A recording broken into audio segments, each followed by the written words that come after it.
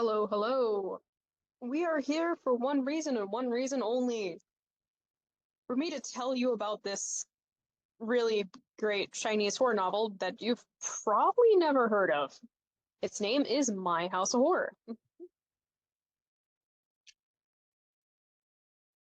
Oh God. I thought I was only going to do one summary for you guys, but I decided I should probably do two. So the joke summary I have for you is have you ever thought about how cost effective it would be to have ghost employees? Now think about it. You wouldn't really need to pay them, probably at least not with money. You don't need to worry about them, having food, having clothes, anything like that. It's really just cost-effective business strategy. And that's basically what the main character ends up doing. He ends up hiring a lot of ghosts. I'll get a little bit more in depth about what we're talking about in a minute. But now for the actual genuine summary, and that is a smart main character in a horror story searches for his parents. He survives due to his cunning and lack of fear. It is a heartwarming story of humans, ghosts, killers, and monsters.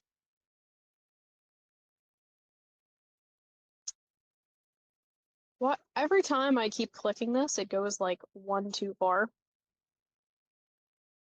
which I love. I just love. Just let's just ignore the technical issues, guys. Okay. So wait, no? Okay. So reasons to read.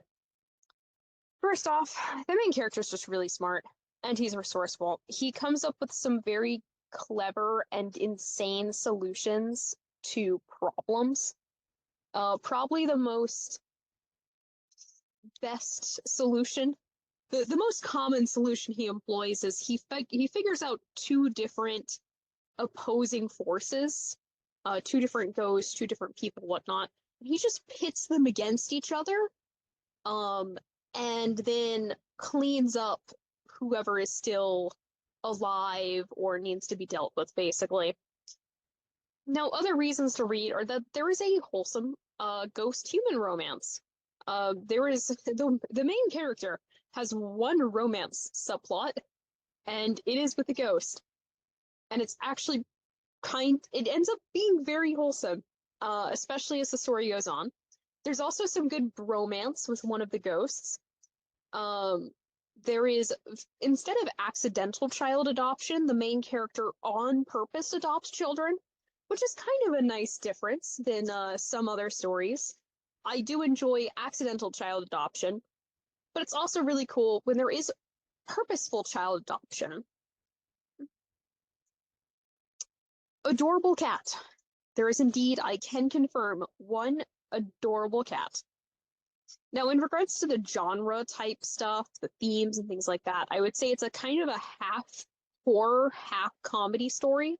I wasn't really scared reading it, even though I would often be reading it at uh far to 3 a.m.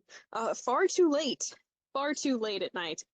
But some friends of mine who have read this story have told me that they were scared by things. So, you know, kind of figure out what you're okay with in regards to how scary stories are and, try it out. There are some very well done and interesting murder mysteries. The main character and the writer of this story are pretty good about trying to get into the minds of people who are in these sorts of situations, and things come together always in a very interesting way anytime there's murder mysteries, which is quite a lot of the story.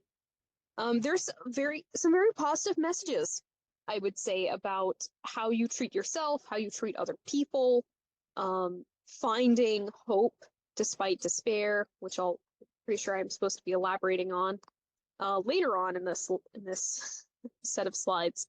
I made these slides 3 months ago, and I genuinely have not had time or motivation to read everything out until now. So hey, you get it now. There's also a happy ending. I can confirm there is a very good happy ending. The ending isn't one, it's not one of those types of stories where you read you read for hours and hours and hours, and you get to the end of it, and you just hate the ending because it's super unsatisfying, or everyone just suddenly dies. No, in this case, the happy ending is pretty satisfying, I'd say. It's nice. So now we're gonna get going on to what are you gonna be reading? Now, the novel, yes. The novel is complete, yes. It is completed. It is 1,211 chapters long, so it is one of those very long Chinese stories, but it's one of those very good Chinese stories. Now, when it comes to the manga, um, the most people in the fandom, I would say I've talked to, don't really like the manga that much. Um, you can try it, um, and it does cover some of the murder mysteries and stuff in an interesting way. There are definitely some really cool, like, panels from it, but I would probably suggest reading the novel more than reading the manga. Now, to note, very major spoilers from here on. If you are a type of person which you hate things being spoiled for you, and that means you won't then go read or watch whatever story, then probably don't continue on. If you're one of those people though where it's like, I want to know more specifics, so I want to know whether or not I genuinely want to spend, I don't know, probably a few weeks to months reading this story, then that's fair. Please continue. So here's how you become a level 100 ghost hunter. Step 1, parents go missing? Well, find a mysterious black phone that will tell you what to do. Step 2, hunt ghosts and serial killers, recruit ghosts. Step 3, profit. Now, you find your parents and you introduce them to your girlfriend. She is a ghost. However, they approve. They're fine with this because they're surprisingly chill parents. Now, here are some of the characters, and these are reoccurring characters who are all kind of part of the main squad. They're basically, this is the main character, this is his two kind of major ghost friends of sorts, and his cat. So let's start off with the main character. I'm not sure how you're supposed to pronounce his name. Chenga? Chenga is a very respected madman who helps the police. There's a specific time there is a specific time in this story in which I'm pretty sure the police basically look at him and go, wow, I'm really glad you're not a serial killer because we wouldn't catch you. That's how much of a madman this guy is, that he helps the police and the police are kind of wary. They're kind of a little scared about how easy it is for him to catch serial killers and of how he explains to them the logic of these serial killers as they go about doing things. This is definitely one of the types of main characters that's very smart and is very interesting. And the further the story goes on, the more you understand him.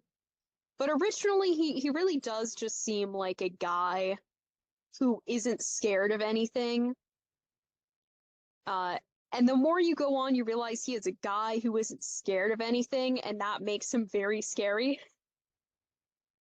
Zangya, or Zangya, she would be a yandere type, I would say more so, if not for the fact that the main character is legitimately down with dating her, and it's a reciprocal relationship. Um, she is a scary ghost lady. This is true. Um, she is a ballerina who ended up dying, but you'll see more of her backstory if you actually start reading the story. Now, Shuyan, he's a guy who, as you can see from the cassette tape player there, he is associated with that. And he is very much sad boy hours. He has been tormented a lot. He's still, however, a nice dude. Um, he's probably the ghost personification of what doesn't kill you makes you stronger. And now we get to, of course, the cat, whose name is White Tiger. A very, very cute kitty. Uh, this cat is used by the main character as a kind of canary in a coal mine situation.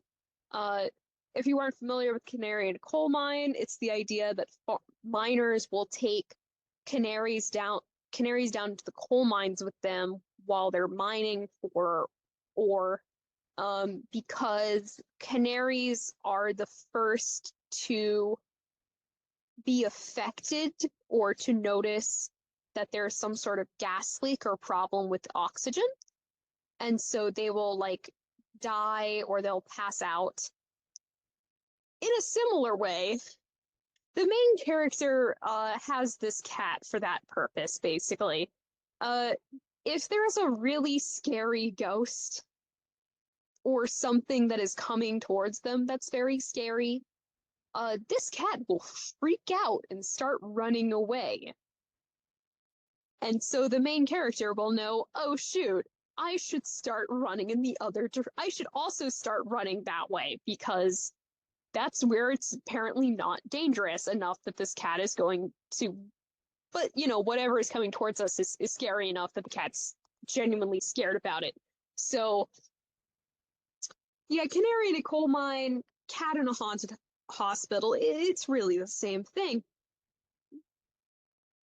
Now we're going to talk about Hammer Time. Hammer Time is very satisfying.